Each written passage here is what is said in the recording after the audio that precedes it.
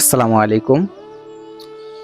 পেট ব্যথা এবং গ্যাস যে গাছের দ্বারা সারে, আসলে খাই নাই, শুধু বড়ি খেয়ে গেছি গ্যাসটিকে।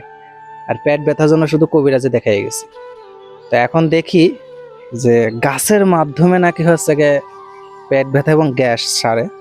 তো এই যে গাছটা, আসলে এই যে গাছ, যে গাছটা দেখছেন, এটা গাছটার নাম বলবো না, এবং অনেক সুন্দর একটা গাছ, যে গাছের মাধ্যমে যে পেট ব্যথা এবং গ্যাস ছাড়বে।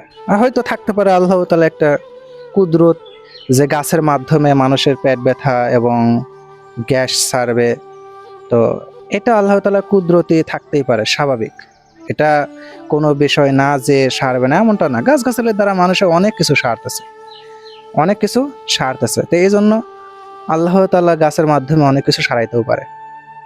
তো যে গাছ আপনাদেরকে দেখালাম, তো গাছটা লাগানো হয়েছে প্রায় 10 থেকে 15 দিন। যে গাছ, এই গাছটা মাশাআল্লাহ অনেক সুন্দর। আর এই গাছটা মূলত লাগাইতে হয় পানির কাছে, কাদা যেখানে কল টিউবওয়েল, এইখানে গাছটা মূলত লাগাতে হয় যাতে পানি সবসময় পায়। আর এই পানি পাইলে পরে গাছটা আরো অনেক সুন্দর হয়।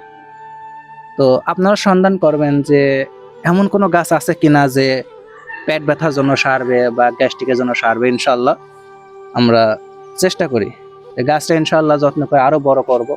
দেখা যাক পরবর্তীতে কি হয়, ইনশাল্লাহ।